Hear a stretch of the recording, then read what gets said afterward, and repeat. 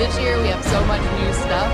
Chris came out 5 years ago on this stage, and he said it's time for a new adventure. And he wanted to take us all with him. And he came out and he announced Overwatch. It was one of the most special moments of my life.